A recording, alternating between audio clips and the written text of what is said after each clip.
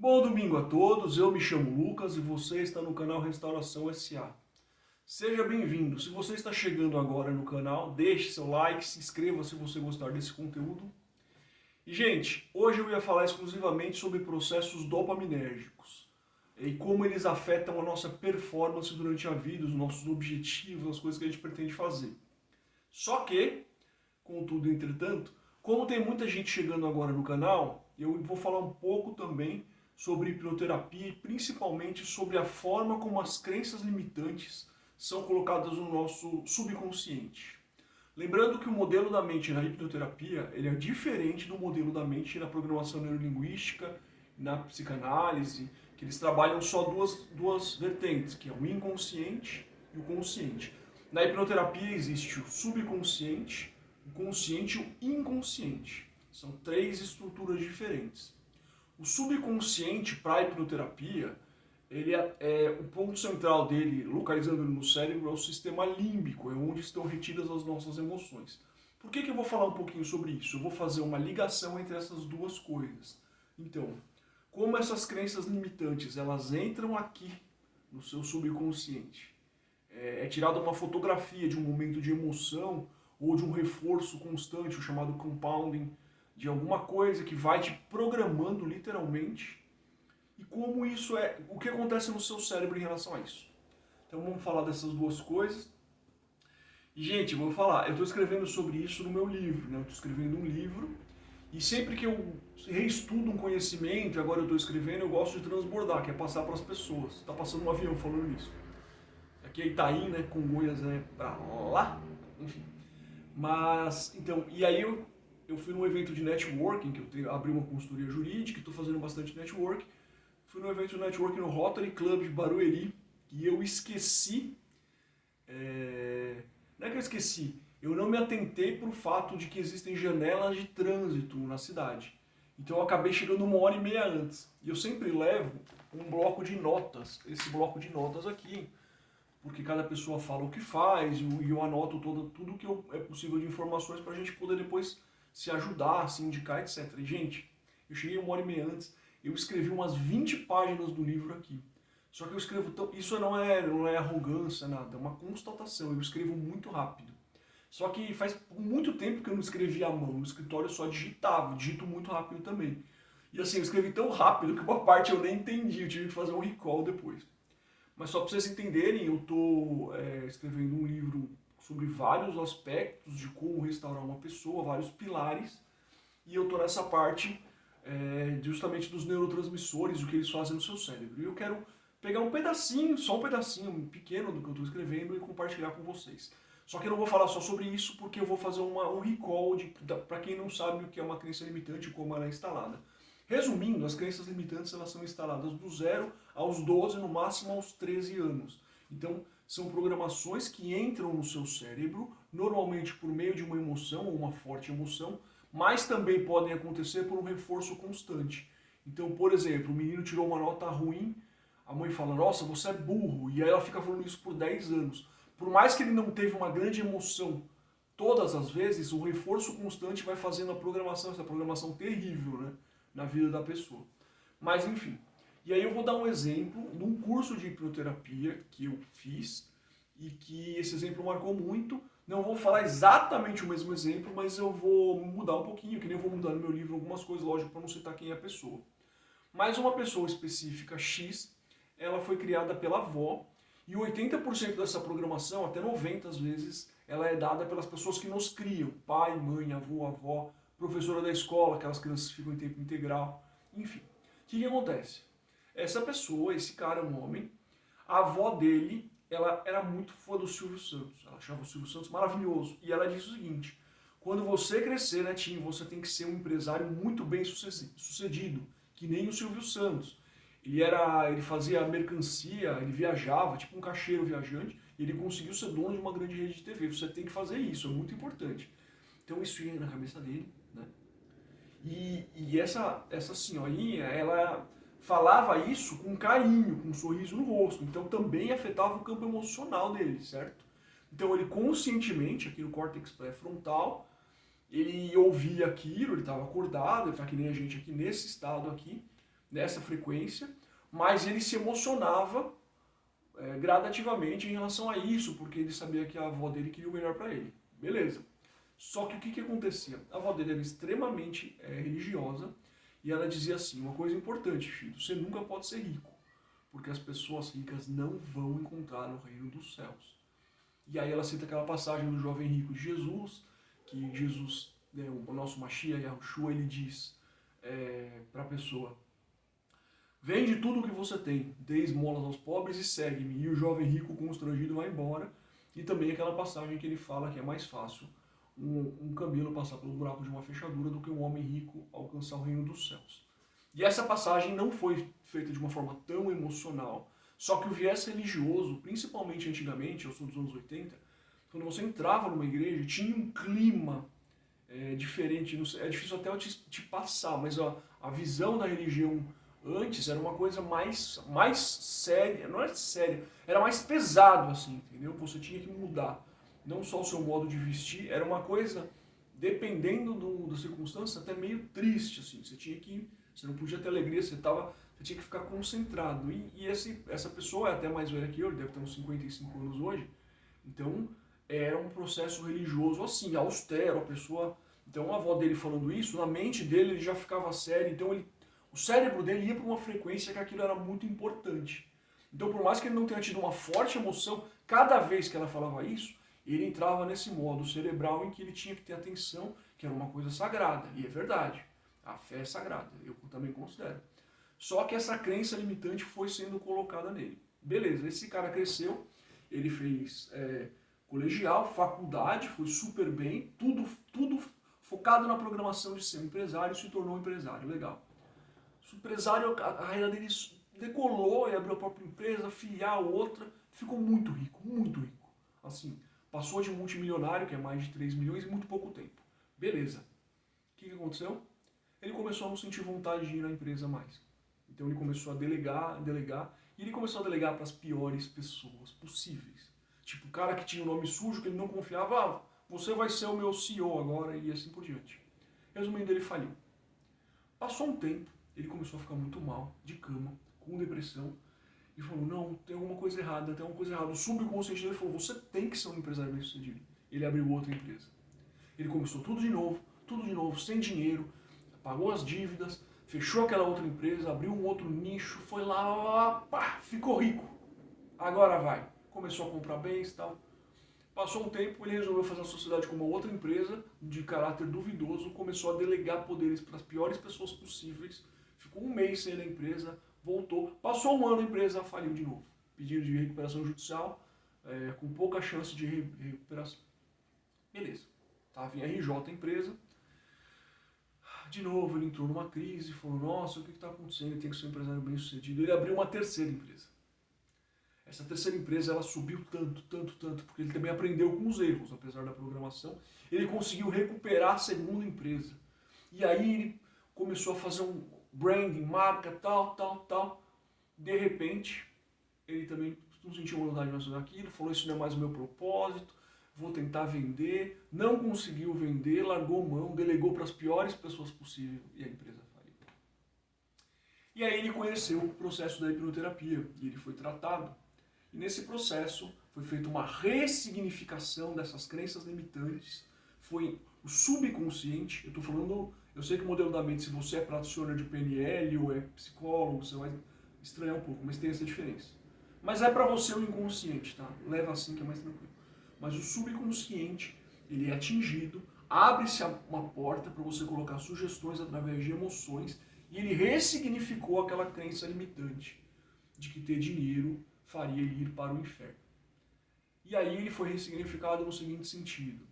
Você não pode priorizar o dinheiro em relação a Deus, em relação à sua fé de forma alguma. Mas não necessariamente você vai para o inferno por ter dinheiro. E aí ele foi mudando e passou por essa reprogramação. Beleza. O que aconteceu com esse cara? Esse cara abriu uma outra empresa 10 vezes melhor que as outras, porque a gente sempre aprende com os nossos erros, você vai empilhando experiências. O seu sucesso é a soma de todos os seus fracassos que foram te dando sabedoria. E esse cara hoje é rico, bem sucedido, gera emprego, paga imposto, faz atos de bondade, tudo que você puder imaginar para ajudar as pessoas, enfim. O cara é um vencedor em todos os sentidos, não só na prosperidade financeira. Ele é um líder, ele é uma pessoa que ajuda na comunidade, enfim. Beleza, então vocês entenderam que as crenças limitantes, elas condicionam você e elas não estão aqui, ó, onde a gente está agora, aqui, ó, córtex pré-frontal, estou falando com você consciente. Elas estão no subconsciente, então você não tem como reprogramar elas sem determinadas ferramentas. Não necessariamente pode ser hipnoterapia, a programação neurolinguística também faz isso muito bem. A psicologia, a psicanálise também tem outros mecanismos para ir te ajudando. A diferença é que o processo pode demorar muitos anos, mas também é eficiente, tá? Cientificamente eficiente. Pois bem, vocês entenderam agora o que é uma crença limitante e quão ruim ela pode ser na sua vida. Agora eu vou colocar isso na parte daqui do que está rolando aqui, né, enquanto eu estou falando com vocês agora. No meu caso, está rolando dopamina. Por quê? Eu estou fazendo uma coisa que eu gosto, e noradrenalina também. Eu estou fazendo uma coisa que eu gosto, só que assim, eu tenho uma expectativa incerta de que isso possa ajudar as pessoas. Eu quero que ajude, mas eu não tenho certeza. E essa expectativa me motiva demais, porque a possibilidade de eu ajudar muita gente com esse vídeo me deixa assim, ó, dopaminérgico. Vamos falar um pouquinho sobre isso. A dopamina é um neurotransmissor que está no seu cérebro que te dá motivação, que te dá energia, certo? Quando a dopamina ela aumenta, também aumenta a noradrenalina. A noradrenalina, não confundir com a adrenalina, tá? A noradrenalina, ela produz um processo de vascularização e esse processo te deixa mais alerta, mais atento no sentido assim de que você possa fazer alguma coisa, entendeu? Você possa realizar algo, você fica um pouco mais num estado de... você fica irrequieto, digamos assim. Não é aquela questão da adrenalina em si, que aumenta o batimento cardíaco muito mais, não é aquilo, é outro neurotransmissor, tá? Não confundir. A noradrenalina, ela te deixa meio que pronto, meio irrequieto para você fazer algo. Só que falta a motivação, por isso que esses dois neurotransmissores juntos, dopamina e noradrenalina, são os que te fazem fazer as coisas. Estou falando assim de uma forma mais simples, tá? E quando você consegue fazer alguma coisa que você queria, você tem uma sensação de saciedade. Essa sensação de saciedade, que você vislumbra aquilo que você fez, acontece com a serotonina. A serotonina vem, te dá abaixa assim o teu flow e você fica estabilizado. Então, eu vou falar sobre esses 3 neurotransmissores de uma forma rápida. Foram feitos testes em animais, já foi feito com rato, já foi feito com macaco, mas basicamente que eles tinham que cumprir uma tarefa e eles ganhavam uma comidinha que eles gostavam. Então o macaco tinha que puxar uma alavanca e ele ganhava uma comidinha. Beleza, isso foi publicado em algumas revistas científicas. O que acontece?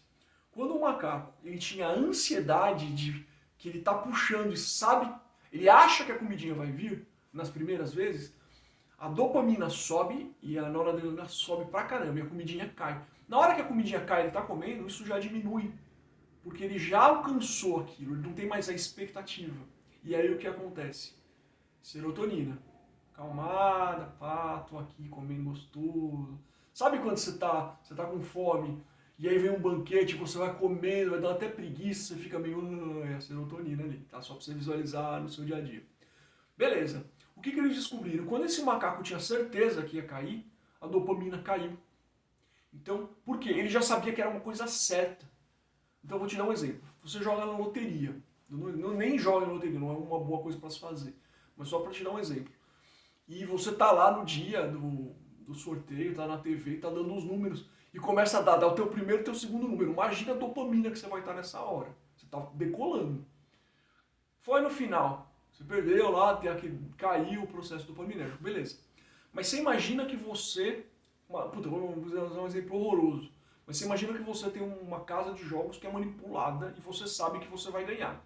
Só que você só está fazendo isso como prova social. Então o cara vai mostrar para os outros, mas ele já sabe o resultado. Ele joga uma vez, duas. A dopamina é zero. Vai subir a noradrenalina, você vai ficar um pouco agitado, mas a dopamina é zero. Você já sabe o resultado final, tá? Nossa, péssimos exemplos aqui. Tudo que é de jogo, gente, você está jogando ali, você está perdendo o seu tempo de algo que você podia estar construindo. Jogos de azar não constroem nada, tá? Só para deixar claro. Eu dei esse exemplo porque esses jogos são tão manipulados sempre Que ali você tem... Quem tá criando o jogo para tirar o seu dinheiro, ele sabe o resultado final. Tá? É isso que eu quis dizer. Mas beleza. Um abraço aí pro pessoal aí que é patrocinado por esse jogo. Muito bem. Vamos falar um pouquinho agora, ligando esses dois pontos. E aí o que acontece? Se você tem uma crença limitante que te levou a fazer coisas diferentes, então, por exemplo, ser rico e ser um empreendedor, são duas coisas que elas acabam indo juntas, certo? Porque você está empreendendo, se você está fazendo isso de uma forma correta, com bom ânimo, no período que você tem a expectativa do empreendimento, o processo dopaminérgico é as duas juntas. Só que você imagina que você tem uma crença limitante que você não pode ficar rico, e você começou a ficar rico. Dentro do seu cérebro, você começa a ter bloqueios de ação. Você entende? E esses bloqueios de ação, eles começam a sabotar a sua expectativa.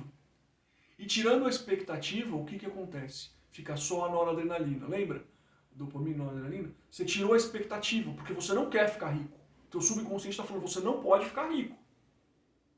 E aí você começa a ir para o trabalho agitado, sem a energia. E aí começa a não ir mais. Quantas vezes na vida você não fez isso? Você não foi para academia e teve aquele dia que você falou, não, hoje eu não vou mais. Não é para mim. Começa a inventar várias desculpas. Ou eu mereço um descanso, já malhei a semana inteira. Quantas vezes no vestibular você está estudando para uma prova ou na faculdade e você continua agitado, você continua se cobrando aqui, ó. Aqui você se cobra, tá? Então a noradrenalina ela continua aqui fluindo. Só que a dopamina já era, porque tem uma crença limitante que bloqueou a sua expectativa. Entende? Para a dopamina ser liberada, você tem que querer aquilo sem saber se aquilo vai acontecer. Se no teu subconsciente você nem quer aquilo, entrou um guardião que falou, você não é isso, eu vou te tirar isso, tá te sabotando, te processando auto-sabotagem, seu processo dopaminérgico ele fica sabotado também. É importante você entender, porque você vai vivendo o dia a dia, você acorda, vai trabalhar, e você não sabe que tudo isso está acontecendo.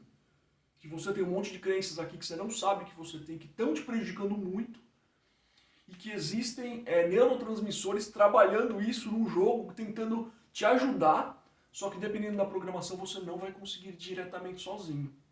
Se você estudar sobre isso, existe para falar, não tenho condições de pagar um hipnoterapeuta ou fazer um PNL com alguém. Se você estudar sobre isso, você começa programação linguística. Eu vou de novo, um livro que eu gosto muito aqui, ó. Acho que é a terceira vez que eu mostro. Manual da PNL do Joseph O'Connor. Não estou ganhando nada, tá? Como eu disse, é um livro denso, você vai ler com calma, vai anotar, vai aplicar em você mesmo. Tem exercícios no livro, se você não aplica, você não aprende. E se você ensinar para outras pessoas, você aprende em dobro, que é o que eu estou fazendo aqui agora, tá? Hipnoterapia, a mesma coisa.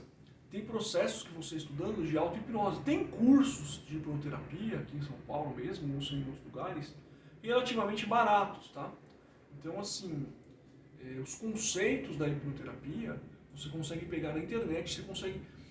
mesmo que você não resolva 100% de tudo que você tem, você começa a fazer reforços em você, reforços na sua mente que vão começar a quebrar. Você vai sentir que você está ficando um pouco diferente. E se você ficar um pouco diferente, você já vai prosperar o suficiente para depois poder contratar um profissional dessa área ou poder fazer um curso, você mesmo se tornar um profissional dessa área para se auto-hipnotizar e aí você vai ver resultados maravilhosos ao longo do tempo. Quando eu falo em resultados maravilhosos, eu não estou falando necessariamente de dinheiro, mas o que eu falo é o seguinte, dependendo da crença que você tenha, você vai se ver uma outra pessoa. Eu mesmo era extremamente tímido, assim, num nível... Até na faculdade, já na faculdade de Direito, eu ficava no cantinho assim, ó, pra não me chamarem, ó, assim, ó. Não me chamam, não me chamam. Eu faço toda a parte escrita, mas não me chamam. Hoje eu já fiz sustentação oral em tribunais superiores e... Isso até, na verdade, foi uma coisa que eu quebrei sozinho, eu quebrei com a prática. Foi antes de eu ser hipnoterapeuta. Eu fiz hipnoterapia em 2019. Então foi do jeito mais difícil, entendeu? Por isso que eu falo que você também consegue. O importante é você começar a estudar, você se conscientizar de que tudo isso acontece. Sempre estude, tente estudar o máximo possível. É melhor você pegar um livro e ler 5 páginas por dia, todo dia, porque em 21 dias isso vai se tornar um hábito, do que ler 50 páginas num dia e isso abrir no outro mês. Nossa, passei bastante conteúdo aqui para vocês, hein? Se você gostou, deixe o seu like. O que eu recomendo, assista de novo esse vídeo, Se você achou que eu falei muito rápido, na mais lenta. Se você é da nova geração, na mais rápida, porque tem gente que ouvindo mais rápido pega mais. Anota, tenta aplicar, vai te ajudar bastante. Grande abraço a todos, até a próxima e tchau!